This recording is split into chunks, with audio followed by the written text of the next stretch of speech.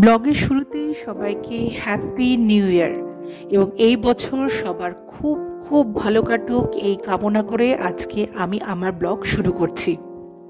যেহেতু আমরা এখন কানাডাতে আছি এবং কানাডার বিভিন্ন জায়গা এক্সপ্লোর করছি, সুতরাং সেই কানাডার বিভিন্ন জায়গার ভিডিওই আমি আপনাদের সামনে নিয়ে আসব। আর আজকে আমরা যাচ্ছি আমাদের বাড়ি থেকে মাত্র 22.5 কিলোমিটার দূরে কেমব্রিজ সিটিতে।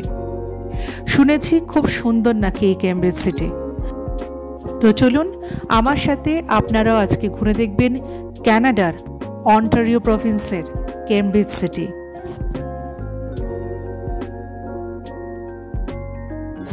ভিডিওর প্রথমেই যে ট্রেনটা দেখতে পেলেন সেই ট্রেনটাকে বলা হয় আয়রন ট্রেন। আর এই ট্রেনটা মাত্র দুটো সিটির মধ্যে যাতায়াত করে। আপনারা ট্রেনে উঠলে কলকাতার ট্রামের সাথে অনেক সিমিলারিটি খুঁজে পাবেন। আর এই ট্রেনটা ওয়াটারলু সিটি আর কিচনার সিটি এই দুটো সিটির মধ্যেই মাত্র 5টা বগি নিয়ে যাতায়াত করে এবং মোট 19টা স্টেশন কভার করে। এই ওয়াটারলুর কনেস্টোগা মল থেকে এই ট্রেনটি যায় কিচনার সিটির একদম লাস্ট অফ ফেয়ারওয়ে স্টেশন পর্যন্ত। আর আজকে আমরা এই ট্রেনে করে নামবো হচ্ছে ফেয়ারওয়ে স্টেশনে। ফেয়ারওয়ে স্টেশনে নেমে আছে কানেক্টিং বাস। কানেক্টিং বাস মানে কি, এই ট্রেনটা যখনই গিয়ে পৌঁছায় একদম লাস্ট স্টপেজ ফেয়ারওয়ে স্টেশনে তখনই থাকে বাস। বাসটা ওখানে দাঁড়িয়েই থাকে, যার নাম্বার হচ্ছে 302। সুতরাং সেই বাসে উঠে আপনারা কেমব্রিজ সিটির যে কোনো জায়গায় পৌঁছাতে পারবেন। আর আজকে আমরাও তাই করব।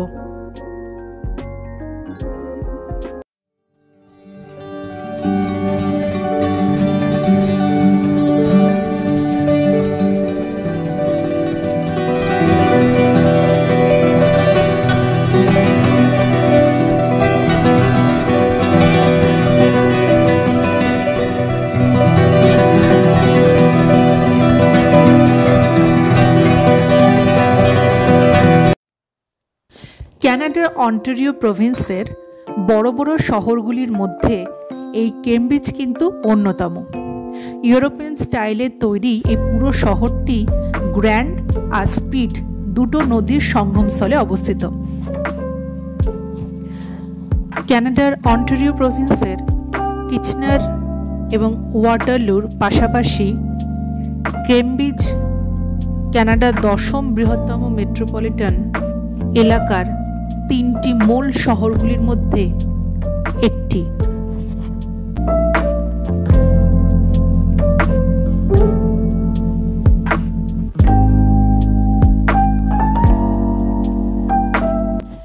এই কেমব্রিজ শহরের প্রধান আকর্ষণ হল 1800 দশকের মাঝামাঝি সময়কার তৈরি বিভিন্ন হিস্টোরিক্যাল বিল্ডিংগুলো, যেগুলো ম্যাক্সিমামই চুনা পাথর দিয়ে তৈরি।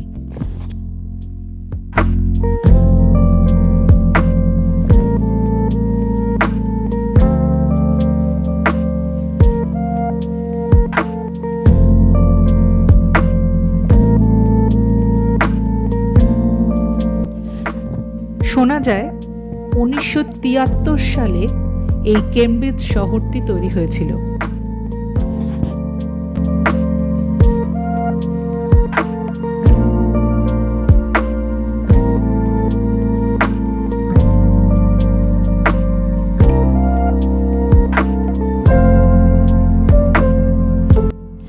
শিক্ষা, সংস্কৃতি, ইতিহাস আর প্রযুক্তির একটা মিলন ক্ষেত্র বলতে পারেন এই কেমব্রিজ সিটি।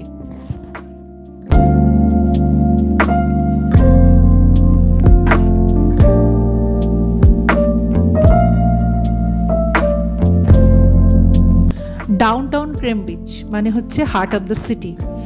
আপনারা যদি এই জায়গায় এসে পৌঁছান তাহলে আপনারা দেখবেন শহরের মাঝখানে আছে প্রচুর চার্চ এবং এত সুন্দর তাদের নকশা, এবং দেখে মনে হবে যেন আপনারা কানাডাতে নয় ইউরোপের কোনো একটা সিটিতে দাঁড়িয়ে আছেন। আর আমরাও লোভ সামলাতে পারলাম না। প্রথমেই যেটা চোখে পড়েছিল যে চার্চটা, তার ভেতরে ঢোকার জন্য খুব আগ্রহ প্রকাশ করলাম। দেখতে পাচ্ছেন চার্চের ভেতরে ঢোকার অনেক চেষ্টা করছি, কিন্তু চার্চে ঢোকার একটা নির্দিষ্ট টাইম আছে, টাইমের বাইরে তো কাউকে ঢুকতে দেবে না। তবে যখন মনে করেছি তখন চেষ্টা করতে কি ক্ষতি। চলুন দেখি ভেতরে ঢোকা যায় কিনা।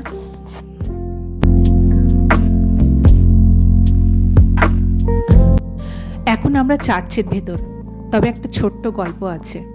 এই ভদ্রলোককে দেখতে পাচ্ছেন, ইনি কিন্তু চার্চ বন্ধ করে বাড়ি ফিরছিলেন বা কোথাও যাচ্ছিলেন। আমাদের একবার এই দরজা ওই দরজা নক করতে দেখে উনি এগিয়ে এলেন এবং উনি যেখানে চার্চের ভেতরে কেউ নেই, সেই চার্চ বন্ধ করা, সেই তালা খুলে আমাদের ভেতরে ঢুকতে দিলেন। এবং আমরা পরে জানতে পারলাম ইনি সেখানকার রক্ষণাবেক্ষণের দায়িত্বে রয়েছেন এবং অনেকক্ষণ ধরে আমাদের অবজার্ভ করছেন যে আমরা এই দরজা আর ওই দরজা ঘুরে বেড়াচ্ছি। তবে তিনি জানালেন যে চার্চের এখন টাইম নয়, তবে যেহেতু এতটা আগ্রহ প্রকাশ করেছি, তিনি আমাদের নিজে তালা খুলে ভেতরে ঢুকে সমস্ত ডেমনস্ট্রেট করলেন। তাকে এর জন্য আন্তরিকভাবে ধন্যবাদ জানিয়েছিলাম যখন আমরা চার্চ থেকে চলে আসি।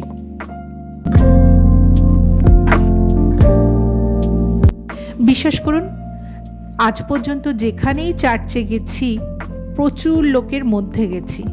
হয়তো চার্চ ভর্তি, নাহলে চার্চে কোনো অনুষ্ঠান চলছে, প্রচুর লোকের সমাগম, এরকম সময় আমি চার্চে গেছি। কিন্তু জীবনেই প্রথমবার যে একটা এত বড় চার্চে আর কেউ নেই, শুধু আমরাই কয়জন, এবং উনি শুধুমাত্র বলছেন, ডেমনস্ট্রেট করছেন, আমরা শুধু শুনে যাচ্ছি। এরকম অভিজ্ঞতা কিন্তু প্রথম। আর যেহেতু কিছুদিন আগে বড়দিন গেছে, মানে 25 ডিসেম্বর ছিল, সেহেতু খুব সুন্দর করে সাজানো ছিল।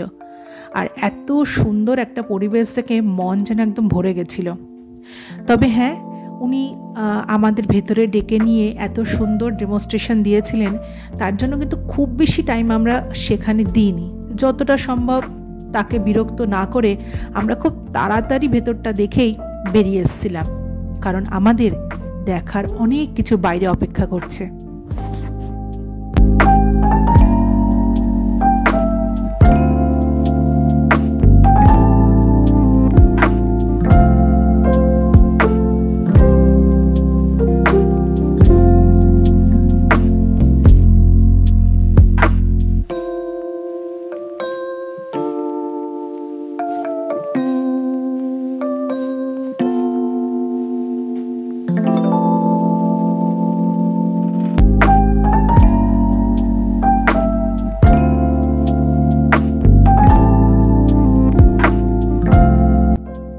তো ফাইনালি চার্চ থেকে আমরা বেরিয়ে এসেছি এবং দেখলাম যে চার্চে তালাও পড়ে গেছে।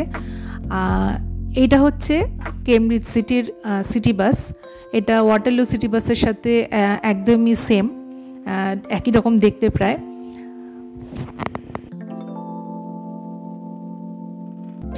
এখন যে চার্চটা দেখতে পাচ্ছেন, সে চার্চটা অবশ্য বন্ধ ছিল। আমরা ভেতরে ঢোকার চেষ্টাও করিনি, আর ঢুকতেও পারতাম না, কারণ পুরোপুরি বন্ধ ছিল আর আশেপাশে কোনো লোকজনও ছিল না।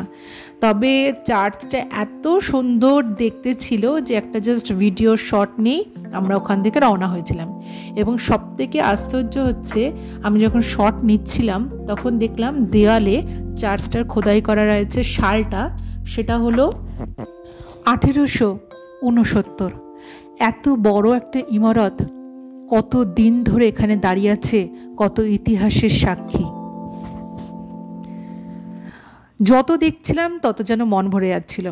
যাই হোক, এই চার্চকে টাটা বাই বাই করে আমরা আরও এগিয়ে গেলাম আরও কিছু দেখার আশায়। চলুন আর কি কি দেখি দেখাচ্ছি আপনাদের।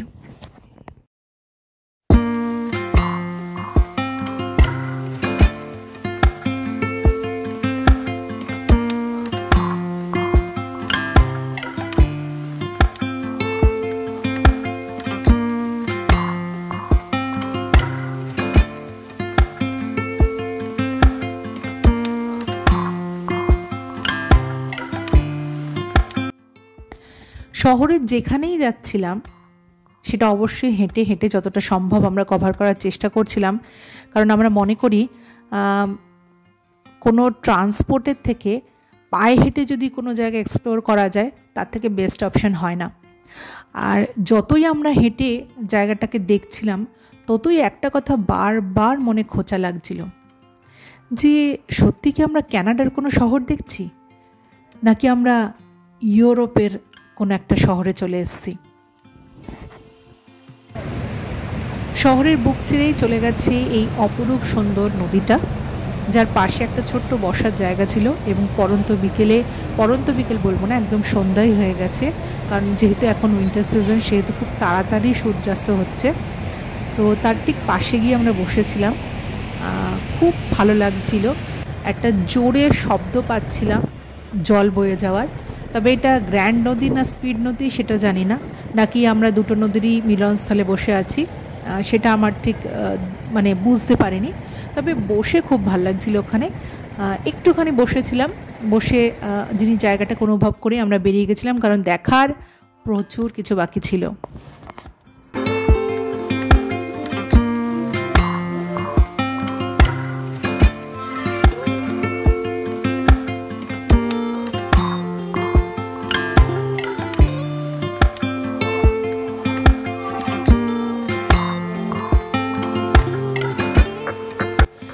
শহরের মধ্যে দিয়েই বয়ে যাওয়াই নদী, আর নদীর ধারেই এরকম সুন্দর হাঁটার রাস্তা।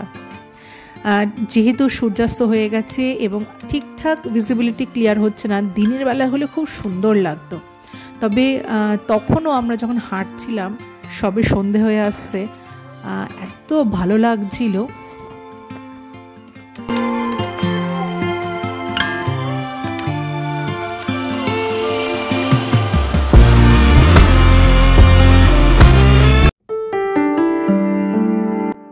ঘড়িতে একদম কাটায় 5:30, আর সূর্যাস্ত হয়ে গেছে। আকাশ প্রায় কালো হওয়ার দিকে, এখনও অল্প অল্প একটু নীল আছে। আর তার মধ্যেই শহরের ঠিক মাঝখানে এত বড় একটা ক্রিসমাস ট্রি, কারণ কিছুদিন আগেই বড়দিন গেছে তাই এখনও সাজানো রয়েছে। আর আজকে যেহেতু 1 জানুয়ারি সেহেতু মনে হয় কিছুদিন থাকবেও। আর চার্চগুলো এত সুন্দরভাবে লাইটিং করা, খুব ভালো লাগছিল দেখে।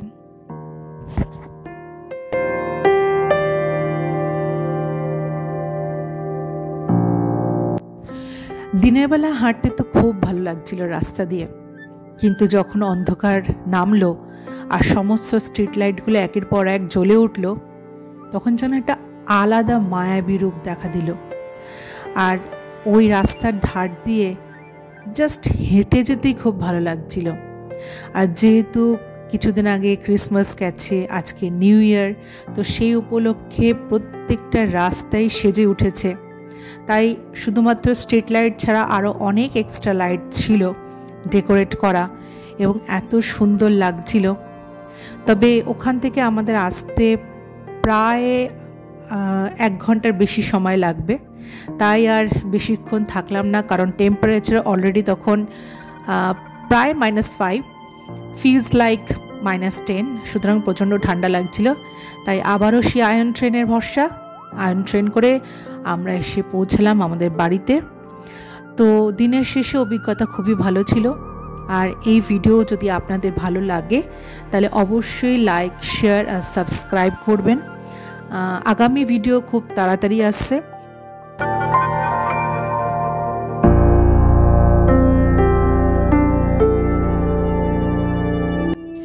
এই আয়রন ট্রেনটাই একটা স্টপেজ আছে যার নাম হচ্ছে ওয়াটারলু পার্ক স্টেশন। আর বাইরের যে লাইটিংগুলো দেখতে পাচ্ছেন, এই লাইটিংগুলো হয়েছে ওয়াটারলু পার্কে, এবং প্রায় 1 মাসের ওপর হয়ে গেল এই ফেস্টিভ্যাল অফ লাইটটা ওয়াটারলু পার্কে চলছে, এবং আমাদের অলরেডি ঘোরা হয়ে গেছে। তো আমি ঠিক করলাম এর পরের ভিডিও আমি ওয়াটারলু পার্কের ফেস্টিভ্যাল অফ লাইট যেটা চলছে সেইটা শেয়ার করব আপনাদের সাথে। এই অনুষ্ঠানটার নাম দিয়েছে the wonder of winters. So সুতরাং সবাই ভালো থাকবেন আর অপেক্ষা করবেন নেক্সট ভিডিওর জন্য। ধন্যবাদ।